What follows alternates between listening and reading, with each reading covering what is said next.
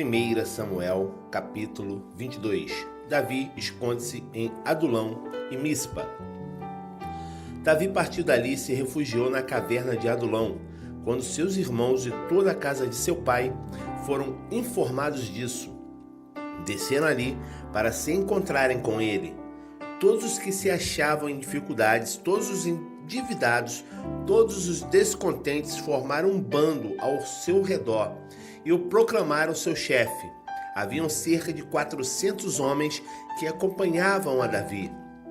De lá, Davi partiu para Mispa, em Moabe, e solicitou ao rei de Moabe: permite que meu pai e minha mãe fiquem aqui, até que eu saiba o que Deus fará por mim. E assim ele os deixou sob os cuidados do rei de Moabe. E lá eles permaneceram enquanto Davi esteve refugiado na fortaleza. O profeta Gade, entretanto, recomendou a Davi: não se demore em seu refúgio. Parte e entra no território de Judá.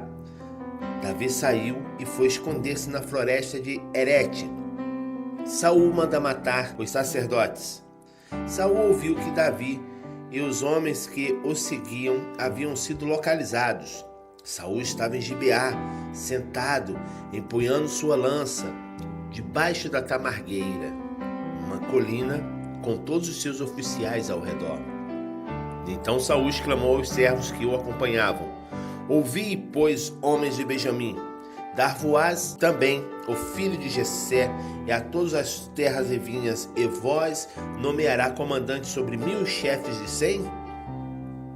É por essa razão que todos vós têm conspirado contra a minha pessoa? Ora, ninguém me informa quando meu filho faz algum acordo com o filho de Jessé. Nenhum de vós expressa solidariedade para comigo e me revela que o meu filho persuadiu um dos meus servos a armar ciladas contra mim e a tornar-se meu grande inimigo, como hoje se confirma. Foi quando Doeg, o Edomeu, que também estava entre os oficiais de Saul, o afirmou: observei o filho de Jessé chegar a Nobe para falar com o sacerdote Aimeleque, filhos de Aidiube. Aimeleque consultou o Senhor em favor dele e lhe deu mantimento, e também lhe entregou a espada de Golias, o filisteu. Então o rei mandou chamar o sacerdote Aimeleque, filho de Aitube, e toda a casa de seu pai, isto é, os sacerdotes que estavam em Nobe, e todos eles compareceram à presença do rei. E Saul exclamou: ouve, filho de Aitube. E ele respondeu: eis-me aqui para servi-lo, meu senhor.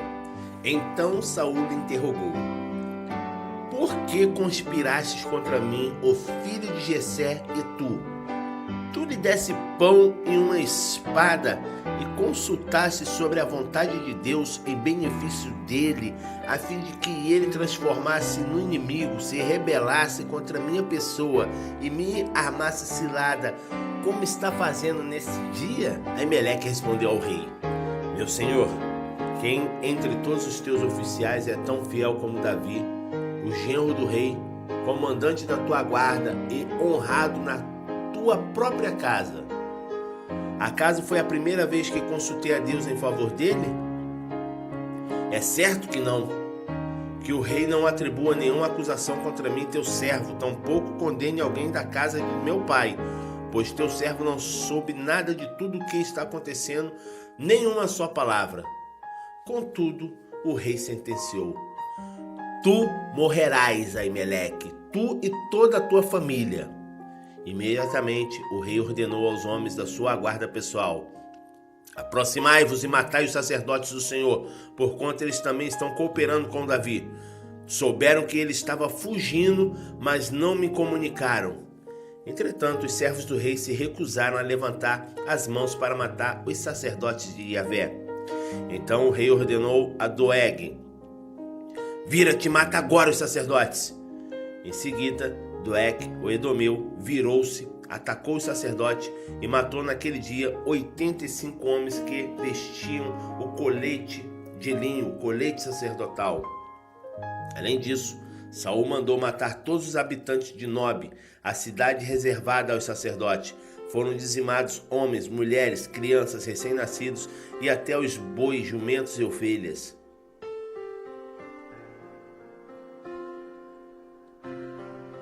uma nota aqui. Como não era interessante para Saul, ele exterminou até bois, jumentos e ovelhas, não deixando sobrar nada. Não era interessante para ele, porque o ódio, a raiva e a vingança tinham tomado seu coração, né? Mas em outro momento, quando Deus mandou ele aniquilar os amalequitas, ele assim não fez por completo, né? Livrou os melhores bois, as ovelhas, os melhores animais, e ainda poupou a vida do rei, porque era interessante para Saul. Isso aqui nos ensina que será que estamos mesmo a obedecer às ordens do Senhor, a fazer a vontade dele, ou nós fazemos a nossa vontade, se achando que está fazendo a vontade de Deus? É para se refletir, né? Porque o Evangelho é um Evangelho de renúncia. Nós temos que renunciar a nós mesmos para agradar ao Senhor. Nós vemos claramente aqui que a atitude de Saul não é de renúncia, porque ele está reinando para si mesmo. A reflexão disso aqui é: estamos nós reinando para nós mesmos? É para se pensar. Continuando, do versículo 20 em diante. Davi assume a culpa das mortes. Todavia, um dos filhos de Aimeleque, filho de Aitube, que se chamava Abiatar, escapou e fugiu para Davi. E Abiatar anunciou a Davi que Saul tinha matado os sacerdotes do Senhor. Então Davi disse a Abiatar: bem sabia eu naquele dia que, estando ali Doeg, o Edomeu, não deixaria de denunciar a Saul. Eu sou a causa da morte de todos os da casa do teu pai. Fica comigo, não temas, porque quem procura a minha morte também procura a tua. Comigo estarás em segurança. 1 Samuel capítulo 23. Davi livra o povo de Keila. Disseram a Davi que os filisteus tinham atacado a cidade de Keila e estavam roubando o trigo que havia sido colhido recentemente. Então Davi consultou a Yahvé, o Senhor, dizendo: devo partir batalhar contra esses filisteus?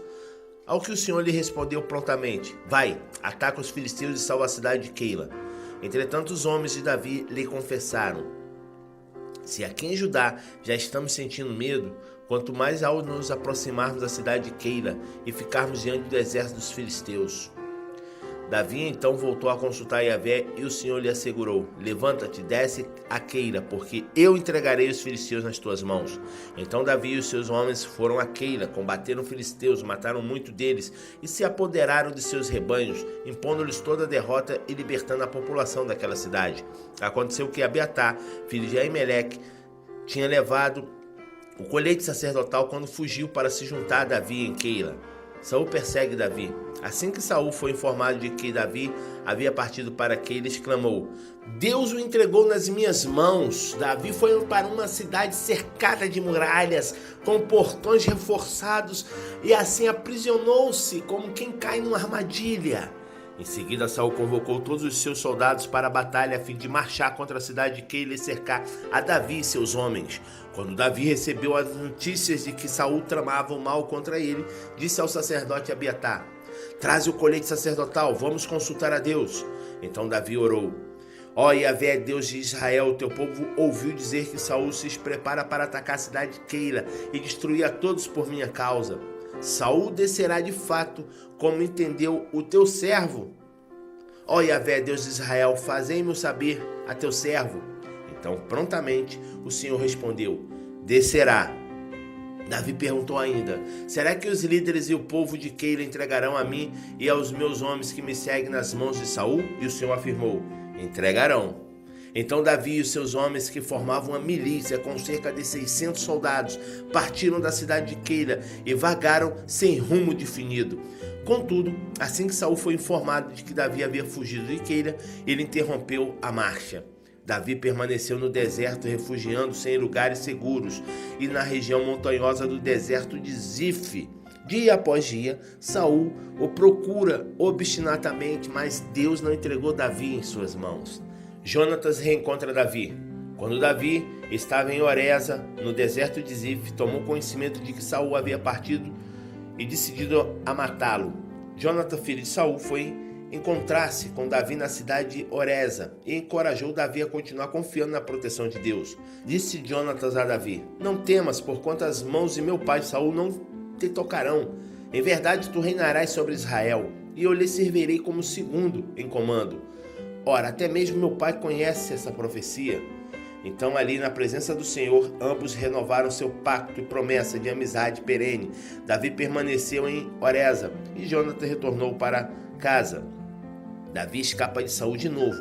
Então, alguns zifeus foram dizer a Saul em Gibeá: Davi está escondido em nosso território, nas fortalezas de Oreza, na colina de Equilá, ao sul do deserto de Gesomom. O rei desceu agora depressa, conforme desejares, e nós nos incumbiremos de entregá-lo em tuas mãos reais. Então Saul os congratulou: sede benditos do Senhor por teres compaixão da minha pessoa. E depois, informai-vos ainda melhor, procurai conhecer por onde caminha Davi, com quem anda e quais pessoas já observaram ali. Disseram-me que ele é por demais astuto. Investigai sobre os lugares onde costuma se esconder, e quando tiverdes bem informados e seguros, vinde ver-me. Então irei convosco, e se ele ainda estiver na região, eu o agarrarei, ainda que tenha de procurar em todos os clãs de Judá. E aqueles homens se levantaram e voltaram para Zif, antes que Saul partisse. Davi e seus soldados, entretanto, estavam no deserto de Maom, na Arabá, uma campina ao sul do deserto de Gesimom. Assim que Saul ficou sabendo disso, partiu com os seus soldados na busca de Davi. Porém, Davi havia sido avisado e refugiou-se nas rochas do deserto de Maom, e ali permaneceu por um tempo. Ao ser informado do deslocamento de Davi, partiu novamente Saul no encalço de Davi. Saul marchava por um lado da montanha, e pelo outro lado Davi e seus soldados fugiam em disparada a fim de escapar de Saul. Quando Saul e suas tropas estavam cercando Davi e seus homens para capturá-los, o mensageiro veio comunicar a Saul: vem depressa, os filisteus estão atacando Israel. Então Saul imediatamente suspendeu sua perseguição a Davi e partiu para enfrentar os filisteus. Por esse motivo denominaram essa região Rocha da Separação. E Davi partiu daquela região e foi viver nas fortalezas de En-Gedi, que são fontes de Gedi. 1 Samuel capítulo 24. Davi poupa a vida de Saul. Quando Saul retornou da batalha contra os filisteus, foi informado que Davi se encontrava no deserto de En-Gedi. Então Saul separou 3.000 homens escolhidos entre todo Israel e saiu à procura de Davi e de seus homens a leste dos penhascos das Cabras Monteses. No caminho, Saul parou nos currais e ovelhas, onde próximo havia uma caverna, e entrou ali a fim de aliviar o ventre. Entretanto, Davi e os seus soldados estavam escondidos bem no fundo da caverna. Então os soldados de Davi lhe sussurraram: hoje é o dia sobre o qual o Senhor te prometeu. Entregarei o teu inimigo nas tuas mãos. Tu lhe farás como bem te parecer. Então Davi se levantou e, em silêncio, cortou a ponta do manto de Saul. Mas depois Davi ficou com remorso por ter cortado a ponta do manto de Saul e declarou aos que o seguiam: que Yahvé me livre de proceder com vingança contra o meu senhor, de levantar a mão contra ele, afinal ele é o rei, ungido pelo Senhor. Com essas palavras, Davi conteve a sanha dos seus homens e impediu que se lançassem sobre Saul. E esse saiu em paz daquela caverna e seguiu seu caminho. Em seguida, Davi também se levantou e, deixando a caverna, bradou às costas de Saul: Senhor meu rei! Saul olhou rapidamente para trás e Davi se inclinou com o rosto em terra em sinal de plena reverência. Então Davi indagou a Saul: por que das atenções aos homens que te alegam? Davi quer fazer-te mal. Os teus olhos acabam de comprovar que o Senhor hoje te entregou nas minhas mãos nesta caverna.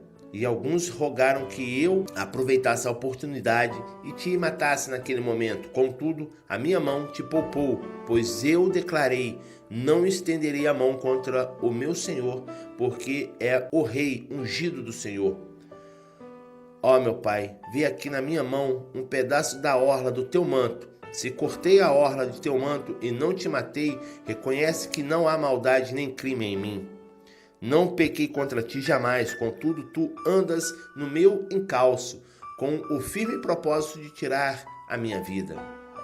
Yahvé, pois, seja juiz entre mim e ti, que o Senhor me vingue de ti, mas a minha mão não se estenderá contra ti.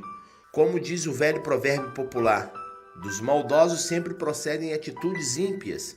Por esse motivo, a minha mão não te tocará para ferir-te. Contra quem saiu o rei de Israel e seu exército, a quem está perseguindo tenazmente, a um cachorro morto, a uma pulga, que Yahvé seja o juiz supremo e julgue entre mim e ti, que examine e defenda a minha causa e me faça justiça, livrando-me da tua mão. É uma nota. Vocês verem aqui que a atitude de Davi. Saul entrou na caverna para poder se aliviar o seu ventre. No entanto, Davi estava atrás de Saul quando esse entrou na caverna, na escuridão ali, como Davi estava no escuro, dentro da caverna, lá no fundo da caverna, no escuro, Saul não viu a Davi. E Davi ali se acocorou-se, né? Se agachou-se ali bem nas costas de Davi. E Saul não viu. E ali ele começou a aliviar o seu ventre. Naquela hora, Davi poderia ter pegado sua espada e cortado a cabeça de Saul. Mas Davi não o fez. Porque Davi reconheceu que aquele homem era rei de Israel e ungido do Senhor. Porque naquela época, os reis eram ungidos de Deus. Os profetas derramavam o óleo sagrado sobre a cabeça dos reis. Então o que acontece? Então ali, Davi reconheceu isso e não se vingou-se. É assim que o cristão age. É assim que o cristão deve proceder. Ninguém deve levantar a mão sobre qualquer uma outra pessoa. Principalmente se essa pessoa for um enviado do Senhor, porque a palavra do Senhor é bem clara quando diz: bem-aventurados aqueles que vêm em nome do Senhor. Então, quando você levanta a sua mão para vingar-se, você está pecando. Porque, como diz a palavra, a vingança é de Deus. E aqui Davi também fala isso, que o Senhor seja juiz entre mim e ti, e ele julgue a nossa causa. Ele falou: e se tiver que acontecer alguma coisa, virá da parte de Deus sobre ti. Não tomarei eu vingança sobre ti. Então isso é para que nós, como os cristãos, entenda e compreenda que nós não devemos alimentar rancor no nosso coração e desejos de vingança contra o nosso próximo. Nunca devemos fazer, como dizem por aí, oração contrária. Orar ao Senhor, oração contrária entre aspas, orar ao Senhor para que a mão de Deus pese sobre a vida de certa pessoa, de certa desavença. Não devemos fazer isso, porque o Senhor Jesus vem nos ensinar que nós devemos orar pelos nossos inimigos. Orar não é no sentido de pedir que Deus pese a mão sobre eles, não. É de pedir que o coração deles seja convertido e que eles venham conhecer verdadeiramente a Cristo, tornando-se assim o nosso irmão na fé. É assim que deve proceder nossas orações. É assim que é o ensinamento de Cristo. Esse é o Evangelho de Cristo. Amar ao teu próximo como a ti mesmo, mesmo que esse for o teu inimigo. Tu deve amá-lo, mesmo que esse levante a mão para te ferir-te, para te matar-te. Mas que você, caso aconteça, mas que creio eu que possa não acontecer, que eu falo porque há mártires do Evangelho. Isso é inegável. Você vê que os apóstolos eram pessoas consideradas praticamente santos. Sim, separados do Senhor. mesmo assim sofreram foram cortados cabeça, crucificados de cabeça para baixo, né? João foi o único que morreu de morte natural, morreu por velhice, mas mesmo assim foi jogado dentro de um caldeirão cheio de óleo fervente. Mesmo assim não morreu, a mão do Senhor o livrou dali, mas os outros todos morreram de formas terríveis. E eram homens santos, mas não foram poupados na morte, porque são o quê? Mártires. Mártires. E nós não somos diferentes, então você não tem que pensar que você é um super-homem, que nenhuma gripe pode te atacar. Não, nós estamos aí, a palavra do Senhor fala, eis que envio vocês no meio de lobos, somos cordeiros no meio de lobos. A todo instante podemos sofrer ataque. Mas Paulo vem e nos ensina como suportar isso. Ele fala, o morrer com Cristo é lucro. Então nós, como cristãos, não devemos temer a morte, porque nós sabemos que nós estamos com Cristo. Porque no momento de dificuldade, no momento desse, a mão do Senhor vem para nos livrar. Todavia, se não vier, estaremos com Ele na glória. Esse é o pensamento do cristão. Compreenderam? Então, seguindo, versículo 16. Terminando Davi de falar a Saul, esse lhe respondeu, é mesmo a tua voz, meu filho Davi? E Saul começou a clamar e a chorar. Depois ele confessou a Davi, tu és de fato mais justo do que eu, porque me tens feito bem, e eu te tenho constantemente lhe retribuído mal. Hoje tu me fizeste ver com clareza a tua generosa bondade, pois Yahvé me entregou totalmente em tuas mãos e preferisse não me matar. Quando um homem encontra o teu inimigo, porventura deixa-o seguir tranquilamente o seu caminho? Que o Senhor te recompense por todo o bem que hoje me fizeste. Agora, pois, sei com clareza e sem a menor dúvida que reinarás e que o reino de Israel será firme na tua mão.